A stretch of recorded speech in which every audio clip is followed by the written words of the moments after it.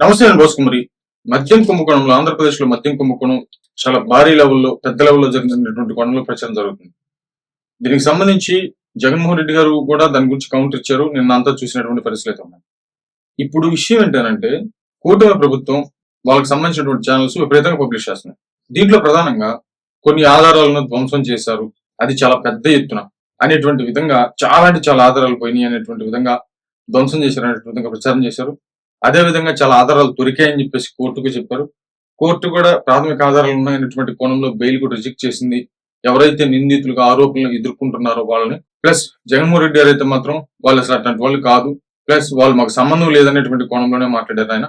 ఇంకోటి ఫైనల్ గా తేల్చింది ఏంటంటే, నేను ఎక్కడన్నా సంతకం పెట్టానా, నేను ఎక్కడ కూడా సంతకం పెట్టలేదు అంటే దాని అర్థం ఏంటంటే దీనికి నాకు సంబంధం లేదు, మిగతా వాళ్ళు బెదిరించి వాళ్ళు సాక్ష్యాలు చేసుకున్నారు అనేటువంటి విధంగా.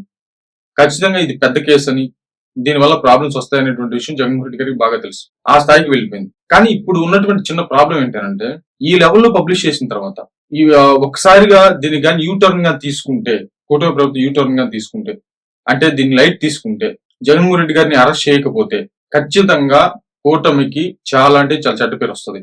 ఇది మాత్రం ఖచ్చితంగా గుర్తుపెట్టుకోవాలి.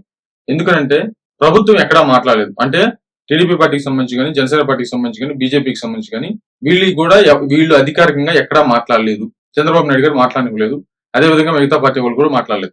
మాట్లాడినల్లా ఓన్లీ ఛానల్స్, పేపర్లు మాత్రమే అని చెప్పేసి తర్వాత తప్పించుకునేటువంటి ప్రయత్నం చేసినా కూడా ఖచ్చితంగా ప్రజలు నమ్మరు. ఎందుకనంటే ఈ మాట్లాడినటువంటి ఛానల్స్ అన్ని కూడా ఎవరికి సపోర్ట్ చేస్తాయనేటువంటి విషయం అందరికీ బాగా తెలుసు. కాబట్టి తూర్చిన బొడ్డు అన్నా కూడా ఎవరు ఒప్పుకునేటువంటి పరిస్థితులు ఉండవు. ఇంత దూరం వచ్చిన తర్వాత, ఇంత పబ్లిష్ చేసిన తర్వాత దీని మీద ఖచ్చితంగా కొండంత వేలికని పెట్టారు. లేకపోతే ఇవన్నీ కూడా ఈ సొల్లు మాటలు కానీ ముందు రోజులు కానీ ఉంటే మాత్రం ఎంతైతే పబ్లిష్ చేసుకున్నారో, ఎంతైతే జగన్మోహన్ రెడ్డి గారికి దీని వల్ల మైనస్ అయిందో అంతకంటే డబుల్ త్రిబుల్ టైం మైనస్ అయితే మాత్రం ఖచ్చితంగా కుటుంబ పార్టీకి వస్తుంది.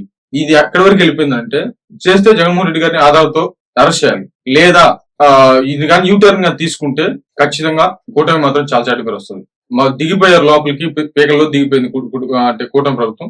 ఏదన్నా కూడా తేడా వస్తే మాత్రం చాలా ప్రమాదం. పూర్తిగా ప్రజల్లో నమ్మకం పోతుంది. ఫస్ట్ ఆ ఒక్క లూఫోల్ చాలు వైసీపీ పార్టీ మళ్ళీ సర్రం లేవటానికి పైకి. రాబోయేటువంటి రోజుల్లో ఖచ్చితంగా వాళ్ళు ప్రజా ఉద్యమాలు కంపల్సరీగా చేస్తారు. రేపు జూన్ 4వ తారీఖున వెన్నుపోటు అనేటువంటి కార్యక్రమంతో సంవత్సరం అయింది. ఇంతవరకు ప్రజలకి ఎలాంటి సంక్షేమం చేయలేదనేటువంటి కోణంలో వాళ్ళు నిరసనలు తెలియజేయడానికి సన్నద్ధం అవుతున్నారు. అంటే ఇక ముందు రోజుల్లో వైసీపీ పార్టీ చేసేటువంటి ఉద్యమాలకి ఇది ఊతమవుతుంది. ఇదిగో అదన్నారు, ఇదన్నారు, విపరీతంగా పబ్లిష్ చేశారు, ఏమీ చేయలేకపోయారు అని చెప్పేసి వైసీపీ పార్టీ ప్రచారం చేసుకుంటది.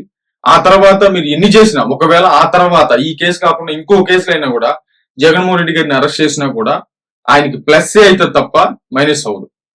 చేస్తే దీంట్లో చేయాలి, కూటమికి పూర్తిగా ప్లస్ అవుతుంది.